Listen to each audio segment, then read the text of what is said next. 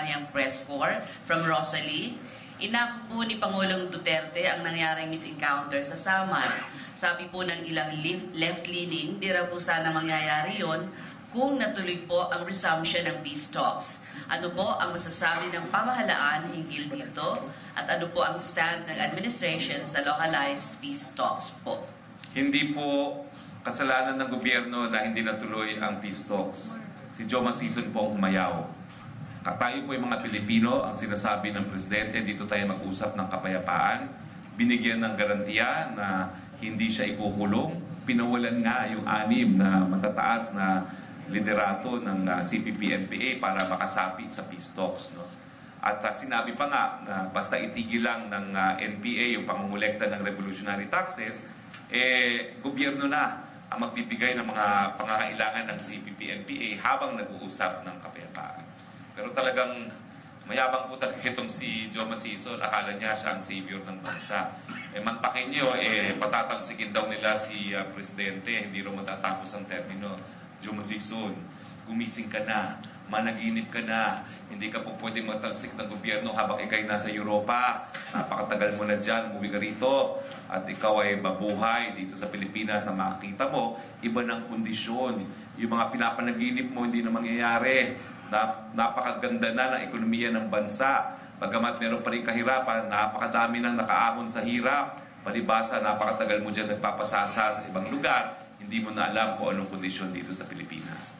At yung sinabi niya hindi matatapos ang termino, unang-una, nananaginip nga kasi 60 anyos na nagbabantang patalsikin ng CPP-NPA ang gobyerno, hindi nangyayari. So another 30 years, umasa ka pa rin, managinip ka pa rin, hindi mo pa rin mapapatalsik ang gobyerno ng Pilipinas. So, ang nakakatawa nga po dito kay Maasin, nung mayor naman si Mayor Duterte, no, panay ang pasok niyan sa kagubatan ng Mindanao para makipag-usap. Noong mga panahon na yun, nakikipag-usap. Ngayon, ayaw. Hindi ko maintindihan kung ano kinatatakot itong mga ito. No? Samantalang, kung todo suporta naman ang Presidente ng mga nakalipas na panahon. At kinikilala naman ng Presidente na yung kawalan ng katarungan ay isang dahilan kung bakit sumasapi sa CPP-NPA ang ilan nating mga kababayan. Pero tapos na po yan, yung ito sa ating kasaysayan. Ang masasabi ko lang po, tama na po ang dakdak. Kung gusto mo talaga makatulong sa ating mga kababayan, umuwi ka dito at maging bahagi ka ng pagbubuo ng isang mas komportabling bayan para sa lahat sa bayan ng Pilipino. Sir Situnet po from Tacloban Media.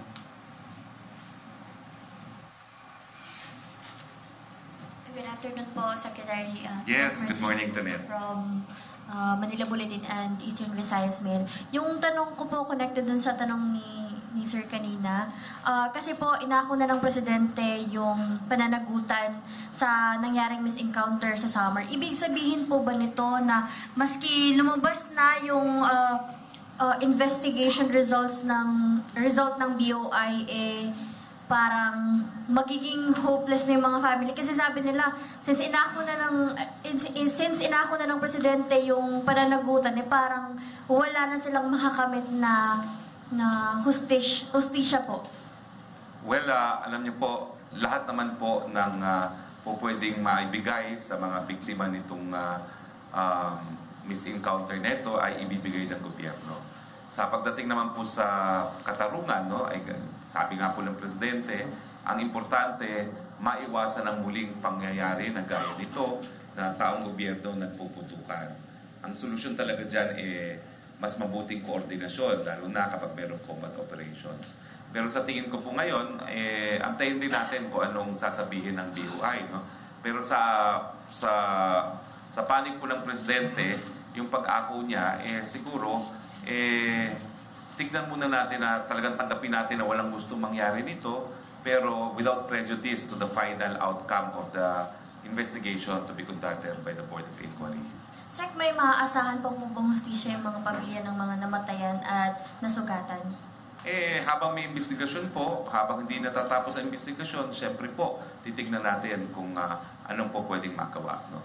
Pero sa initial tingin po ng Presidente, talagang complete lack of coordination. Napakalungkot at tingin ko po ay Bagamat wala pang resulta ang investigation, no, yung criminal intent, wala naman po siguro.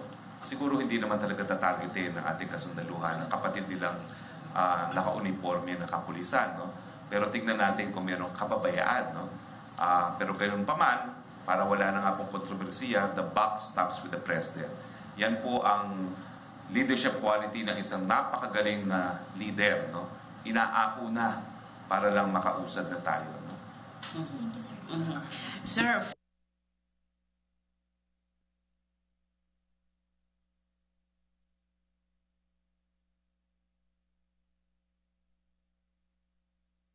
on just suppressing criminality and illegal drugs instead of more important tasks of preventing them. He also criticized the focus of the authorities on operations targeting suspects without taking measures to increase police visibility and conducting more foot patrols to prevent crime. There are two ways to solve the problem of drugs and criminality: prevention and suppression. But prevention is more important. Suppression should be the last resort, says Lacson. Ginagalang po namin ang mga paningin ni Senator Lacson at kinikilala po namin siya bilang kakampi at kaalyado ng administrasyon. Hindi po kami sumasalungat sa pananaw ni Senator Lacson, kaya nga po itong anti-tambay campaign. No? This is also intended to prevent rather than to suppress. Paulit-ulit na po natin sinasabi na dahil hindi naman po krimen ang tumambay, ang ginagawa nating kampanya laban tambay is in fact intended to increase police visibility, gaya ng sinasabi ni Senator Lacson. No? At ang police visibility, syempre po, is intended to prevent and not just suppress crimes. So sa aking pananaw po, wala pong pagkakaiba sa strategiya na pinapatupad ngayon ng administrasyon ni President Duterte doon sa minumungkahi ni Senator Lacson. Pero ganoon pa man, nagpapasalamat kami dito sa mga mungkahi ni Senator Lacson. Sir, si John Arnaiz po from Maasin. Good afternoon, Secretary. Good afternoon po. Kumusta na po yung planned dialogue ng church at sa government? Kasi patuloy pa rin patutsada ng mga pare sa kagahapon lang. Meron daw na doon sa Cubao na divorce president daw si Rodrigo Duterte. Well, alam niyo naman talaga yung patutsada ng simbahan. Nagsimula naman yun nung natalo yung kandidato nila nung eleksyon. Tapatan na. Kristiyano naman tayo, bakit pa tayo magpapaligoy-ligoy? Marami po talaga sa simbahan hindi matanggap na yung kanilang kandidato talunan. So talagang sa kanila, kahit ano pang mangyari, baka marami nga sa kanila hindi nila tatanggapin si Presidente. Kaya nga, hindi malayo na magkaisa yung ilan sa kanila dyan sa CPP-NPA na patalsikin si Presidente Duterte. Pero yan po yung panaginip. Dahil ang Presidente po unang-una, nanalo po yan na walang daya. Marami nga nagsasabi, baka mas marami pa ang boto, pero wala pong kaduda-duda ang mandato na binigay kay Pangulong Duterte. At nasa Biblia po yan, na kinakailangan respetuhin yung mga pinili ng taong bayan. No? Pangalawa po, ang dialogue naman po ay nagpapatuloy. Noong Biyernes po, ako po at si Yusek Abella and Boy Saicon, nag-attend po kami ng Vatican National Day and Pope's Day celebration. Ako po ay nagkaroon ng one-on-one na diskusyon kay Papal Nuncio. Mamaya pa lang po ako magre-report kay Presidente. Kaya siguro po, hindi na muna ako magsasa publiko kung ano yung napag-usapan namin, other than nagkaroon ng kasunduan na ang simbahan naman ay Estado parehong misyon, panilbihan ang taong bayan. Siguro mas mabuti kung magkakaroon ng mas malapitang relasyon para mas makakabuti yung paninilbihan sa taong bayan. Inaayos na rin po ang meeting on the part of the President of the CBCP, who is from Davao, and the President. And that is why from here po, yun na nga po, no, baka mag-set na kami ng date depending on the President's availability. Pero that's one of the topics that I have to discuss with the President today. Considering that President Rodrigo Duterte was born here, meron ba siyang special concern para sa Southern Leyte at sa Maasin? Well, kaya nga po, meron na kayong bagong airport. 2 taon pa lang ang nakakalipas ng kanyang presidency, nandiyan na po ang airport. Umiikot na po ngayon si Secretary Tugade kasama si Congressman Oging Mercado. Tinitignan po ang 3 puerto, no? dahil ito nga po ay kinikilala ng ating Pangulo bilang lupang sinilangan. Maasin Tacloban. So, one more from the local media, Sir. Si Diego po. Secretary Roque, magandang hapon na po kasi alas 12:50 na po. Diego Clido, spokesperson ni Congressman Mercado at reporter po sa 3 radio station sa Southern Leyte. Ang tanong ko lang po, kasi concern kami dito dahil ang NFP dito sa Southern Leyte, wala pa pong stock na bigas yung galing sa Vietnam at saka Thailand. Naghihintay na po yung mga taong bayan dito. Tsaka ano po ang ginawa ng ating administrasyon ngayon para mapigilan na po itong pag-aangkat natin ng bigas sa ibang bansa imbes na yung mga local farmers ang kikita po? Well, malinaw po ang paninindigan ng Presidente. No? Kung kinakailangan gumasta galing sa kabalang taong bayan, gagastusin po natin yan para sa mga Pilipinong magsasaka. Pag kasi tayo nag-angkat, talaga naman ang tinutulungan natin mga dayuhang magsasaka. Kaya nga po ayaw sana natin na mag-angkat ng bigas.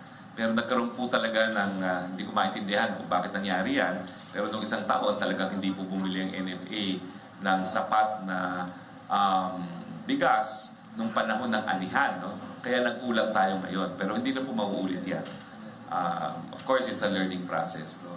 So ang assurance po natin, ililimitan na natin ang pag-i-import. Ang ating gusto nga mangyari ngayon ay magkaroon na lang ng tarification. Yung papasukin natin ang mga inaangkat na bigas pero lalagyan natin ng mataas na taripa. No? Nang sa ganun po, unang-una maging transparent yung proseso, wala nang korupsyon. Kasi ngayon po, maraming korupsyon dyan sa pag-aangkat na yan. Pagbibigay ng kota, mga usapin sa mga G2G na hindi natin alam kung magkano talaga yan presyo na pag nagkasunduan. So, patungo po tayo dun sa tarification. No? At kung anuman ang kinakailangan ng mga magsasakang Pilipino, ibibigay na ng Presidente. At sabi nga ng Presidente, nung nagpulong sa Malacanang, kasama yung NFA Council, wala akong pakialam kung magkano kailangan lang bilhin galing sa mga magsasakang Pilipino, basta makikinabang magsasakang Pilipino kaysa sa dayuhan. Maraming salamat po, sir. Sir, si Joseph Morong ng MPC, pa-update daw po kung kailan ang dialogue ni Presidente at saka ng CBCP. May isa pang katanungan siya, sir. What do you think of Mayor Sara's new political party? And will you join it since you're entertaining the possibility of running for senator next year? Una po, sagutin ko muna. Naisagot ko na po yun sa CBCP. No? Today is my first chance to talk to the President po kasi Biyernes lang naman yung sa Apostolic Nuncio at Lunes po ngayon. No?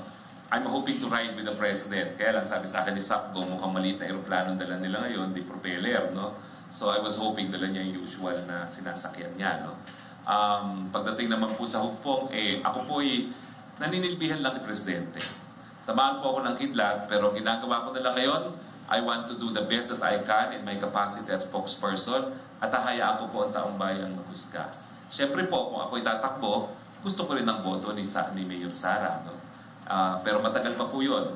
Sa ngayon po, tingin ko ang pinakamabuting pangangampanya para sa akin ay gawin ang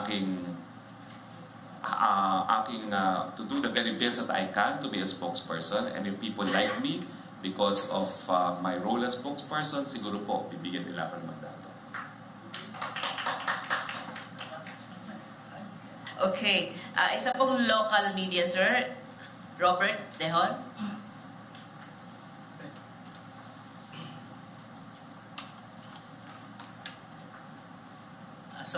Sir, good morning. Good noon. Robert Dehon, sir. Stringer ng Yes, GMA7. Tanong ko lang, sir. Ito bang sunod-sunod na mga patayan ngayon? Kanina si Mayor Halili, tapos yung dalawang pare. Is the government worried about these recent murders? Well, ang obligasyon po ng Estado talaga ay imbestigahan, litisin, parusahan na maibalik ang takot sa puso at isipan ng mga pumapatay. Unfortunately po, itong kultura ng impunity, nagsimula na po ito matagal na.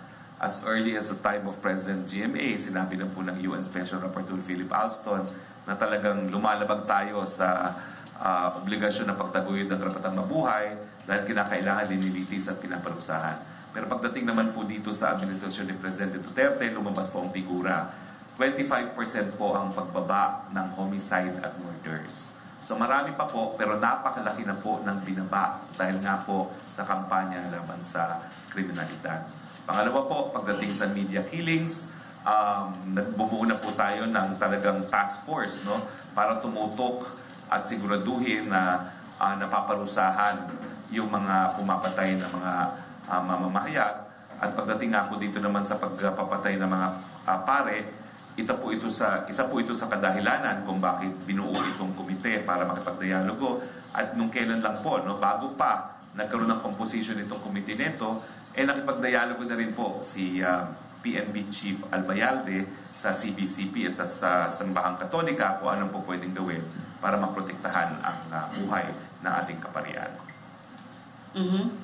Sir, si Virgil Lopez ng MPC, you have described your meeting with the Papal Nuncio Archbishop Kashay as no holds barred. Did the Papal Nuncio express his sentiments about the President's stupid God remark and other statements against the Catholic Church? We agreed po ni Papal Nuncio that we will talk as candidly as we can, provided we keep matters confidential. At alam niyo, ang pare at abogado, pareho po kami may tinatawag na confidentiality. No? So, whatever was said between the Papal Nuncio and myself, I will share only with the President. And it is up to the President if he wants to divulge it to the public. Another question, sir, from Mr. Lopez. Reports said several lawmakers in Guam had canceled their meeting over the weekend with former PNP Chief, now Bureau of Corrections Director, General Ronald Bato de la Rosa, citing his previous involvement in the Philippine government's war on drugs. What's the palace reaction to this? Wala po. Hindi pumunta sa ibang lugar kung ayaw. Napakaliit naman po ng Guam. Ang Guam naman parang Pilipinas din. So okay lang yan, General Bato. Dito ka na lang sa Maynila bumisita. Mas marami pa tayong pwedeng gawin dito sa Manila. Another, sir, from Mr. Lopez. May we get Palace reaction to the result of the SWS survey showing 3 out of 5 Filipinos oppose the civil union of same-sex couples? How will this affect initiatives in Congress and the legal challenge before the Supreme Court aimed at introducing same-sex civil union in the country? Hindi ko po alam kung tama yung tanong na civil union ang pinag-uusapan. Ang pagkakaintindi ko po, yung SWS survey, pwede akong magkamali, no? Kasi hindi ko pa nakikita, it was on same-sex marriage. Now, kung same-sex marriage po ang pinag-uusapan, pati po si Presidente tutul sa same-sex marriage.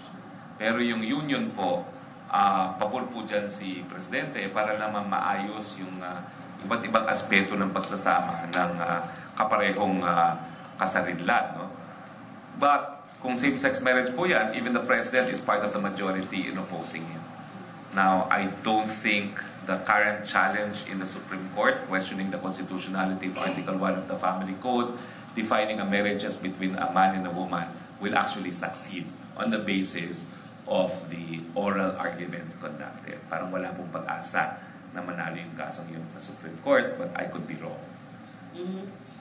Sir, from Joseph Morong, doesn't the narco list expose those in it to danger, whether justly or unjustly? Hindi ko po alam, pero hindi pa po natin alam kung bakit napatay si Mayor Halili. Si Mayor Halili po, nakilala siya dahil meron siyang shame campaign laban po sa mga drug pushers. Pero at the same time, naalisan din siya ng police power ng NAPOLCOM. So hindi ko po alam kung anong relasyon nitong drug list sa pagpatay kay Mayor Halili. Pero you can argue it both ways po, no? Dahil yung sa iba po, talagang kinikilala siya na haligi ng kampanya laban sa pinagbabawal at droga na dahilan kung bakit nagrereklamo nga ilang human rights groups sa ginagawa ng shaming campaign. Pero at the same time, meron pong ganun ng record na nasa narco list po siya. Pero tingin ko po, walang basihan para mag-conclude ngayon kasi wala pang investigasyon. Antayin po natin ang investigasyon. Sir, last question. Expectation na rin po ng Palace sa Duterte Valles meet. Well, very high po ang ating expectations because there's very good relations between the President of the CBCP and the President of the Republic, both of whom are natives of Davao. Mhm.